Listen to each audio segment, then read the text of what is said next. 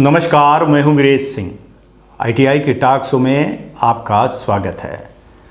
20 नवंबर को कोर्ट ने क्या निर्णय दिया है उसके बारे में आज बात करेंगे और साथ में बताएंगे कि इस केस का क्या होगा, क्या भविष्य है और इस पर डीजीटी का भी जो मैंने आज बात किया तो उनका क्या रोल रहेगा।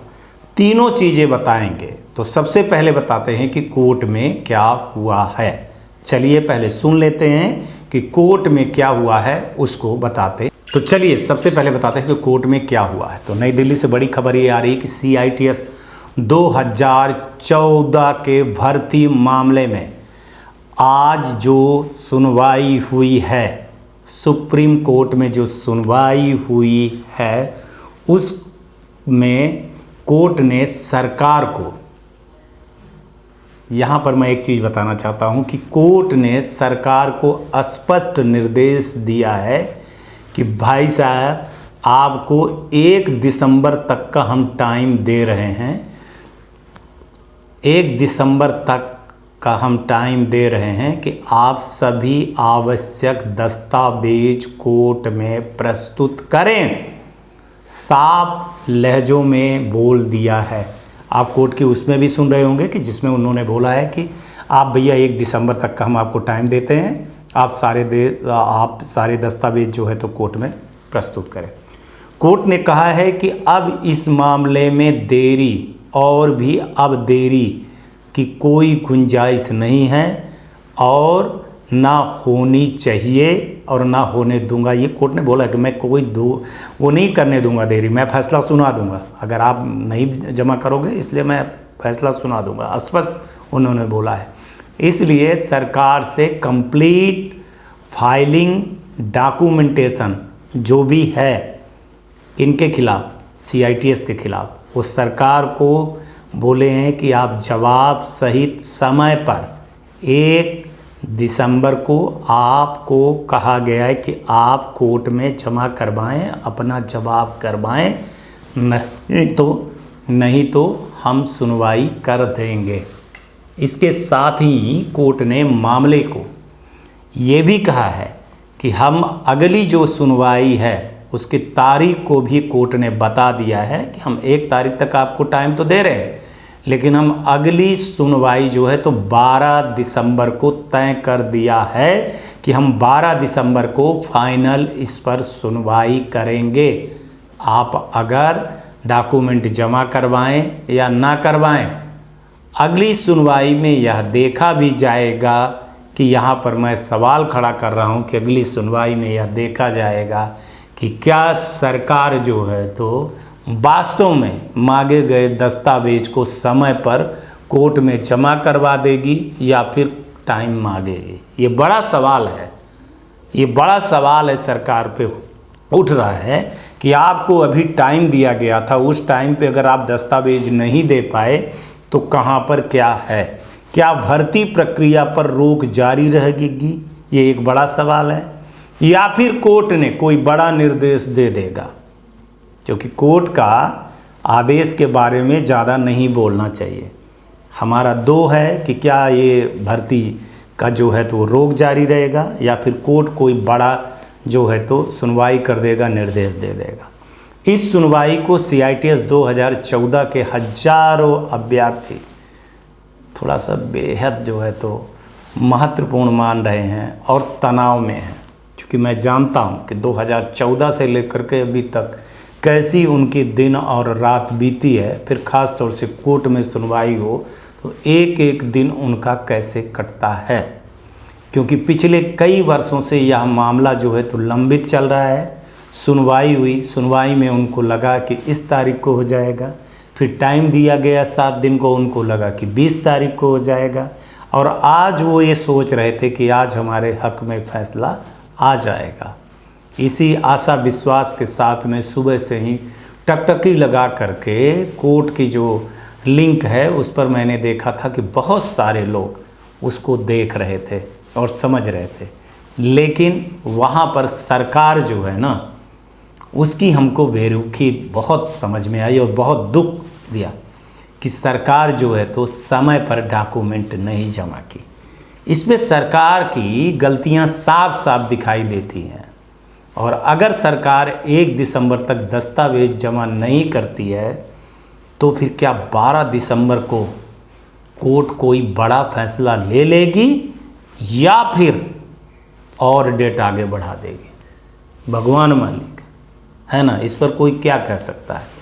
लेकिन एक चीज़ आज को देख करके मन बड़ा विकृत हो गया है, सारा अलग टाइप का हो गया है, निगेटिव थॉट आने लगे हैं कि हमारी जो शिक्षा पद्धति है, कम से कम कोर्ट को भी और सरकार को उसको बख्शना चाहिए। कम से कम एजुकेशन सेक्टर को कोर्ट कचहरी या सरकार को इस तरह की चीज़ें नहीं ले आना चाहिए। हमारी जो बेसिक रिक्वायरमेंट है ना हमारे देश की, और बेसिक जो कमी है ना वो शिक्षा, अशिक्षा। अशिक्षा का कैंसर इतना बड़ा है कि लाइलाज है। अगर सारी सरकारें थोड़ा सा अगर ये सोचने चलें कि हम शिक्षा को आगे ले जाएंगे और अशिक्षा को हराएंगे तो बहुत बड़ी बात हो जाएगी। जो क्वालिफाई हैं, जो बेहतर हैं, जो पढ़ाने के लायक हैं, जो नियम कानून बने हुए हैं, उसके हिसाब से अगर टीचर रखे जाएंगे तो हमारे देश में शिक्षा को आगे ले जाना चाहिए। 75 साल हम आज़ादी का जश्न मना रहे हैं, लेकिन शिक्षा पर हम कितना आगे अपने जश्न मना रहे हैं या नहीं मना रहे हैं, ये बड़ा सवाल छोड़ जाता है। नियम बनाए गए, नियम तोड़े जाते हैं, फिर इसमें किसको दोषी माना जाए, किसको नहीं माना जाए। स्कूलों में देखिए, आज कॉलेजों में देखिए, तो एक निर्धारित है कि बीएड करके आएंगे, एमएड करके आएंगे, पीएचडी करके आएंगे, वही पढ़ाएंगे। फिर आईटीआई में सीआईटीएस करके आने वाले क्यों नहीं पढ़ाएंगे, ये सवाल बहुत उठता है। उत्तराखंड में 300 से अधिक अभ्यर्थी स्वाति नक्षत्र की तरह से देख रहे हैं। वहाँ भी कोर्ट के फैसले पर फैसला, डेट पे डेट आती चली जा रही है। सेम राजस्थान से लेकर के उत्तर प्रदेश, बिहार भी यही हाल है। मध्य प्रदेश अछूता नहीं है। मध्य प्रदेश में तो सीआईटीएस के लिए साहब कोई रास्ता ही नहीं है, कोई नियम और कानून ही नहीं है। कोर्ट में भी चीज़ें चल रही हैं। अब बताइए कि जो पढ़ाने वाला है, जो गुरु है, वो कोर्ट के चक्कर चला रहा है। और सोचिए वही गुरु परंपरा से निकले हुए, सरकार पर बैठे हुए राष्ट्रपति, प्रधानमंत्री, सीएम और पीएस, सीएस अधिकारी, डायरेक्टर, यहाँ तक कि कोर्ट में बैठे जज साहब भी उसी पद्धति से निकले हैं और इस दर्द को नहीं समझ पा रहे हैं, जबकि वो जान रहे हैं कि अशिक्षा हमारे यहाँ की बीमारी, जो कैंसर रूपी जो फैली हुई है, वो कितनी बड़ी है। सरकार को कम से कम ये चीज़ें चाहिए कि ना तो इसमें आरक्षण होना चाहिए और ना इसमें नेतागिरी होनी चाहिए।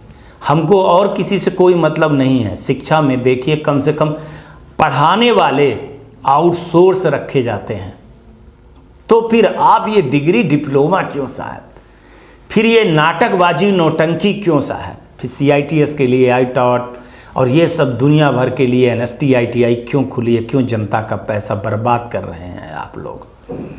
कम से कम अच्छे गुरु जो ट्रेनिंग है, मैं ये नहीं कहता हूँ कि सीआईटीएस वाले ही बड़े अच्छे हैं, वो अच्छे नहीं हैं, बेहतर होंगे, लेकिन आपको एक पढ़ाने की जो कला होती है, क्यों फिर ये बोला जाता है कि डॉक्टर जो है वो झोला छाप डॉक्टर, और कभी कभी झोला छाप डॉक्टर भी बहुत बढ़िया दवाई देता है, फिर क्यों एमबीबीएस करवाया जाता है।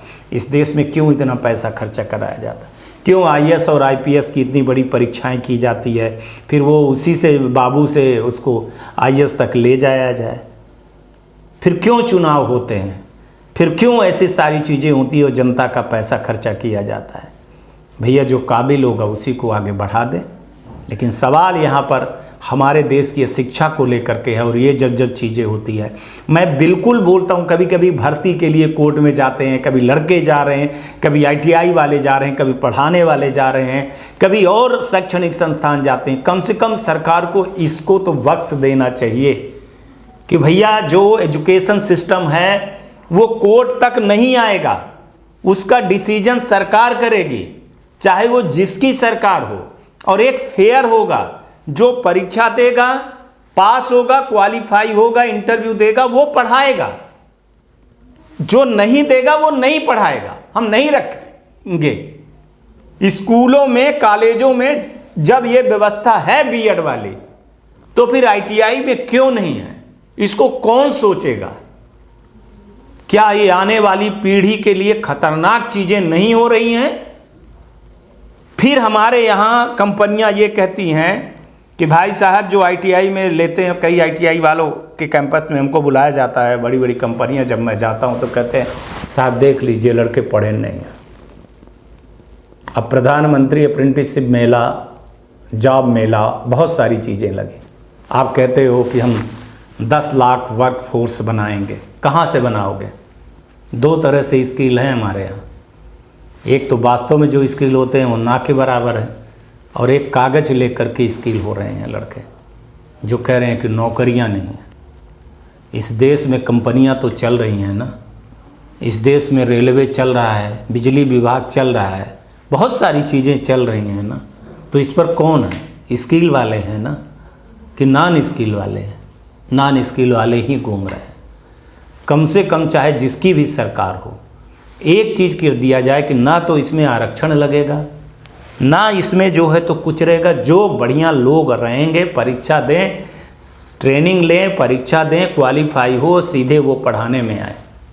हमारे यहाँ सब कुछ चीज़ें होती हैं, लेकिन हमारे यहाँ R&D नहीं होती है, रिसर्च नहीं होता है, हमारे यहाँ रिसर्चर नहीं है।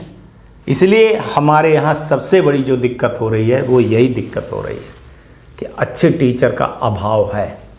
हम पॉलिटिक्स में, हम राजनीति के शिकार हो जाते हैं, हम भाई चाचावाद, भतीजेवाद में शिकार हो जाते हैं, और हम अपने आने वाली पीढ़ी को दरकिनार करते चले जा रहे हैं। मैं आज के फैसले से बिल्कुल खुश नहीं हूँ। मैं कोर्ट पर या सरकार पर उंगली नहीं उठा रहा हूँ, मैं व्यवस्था पर उंगली उठा रहा हूँ।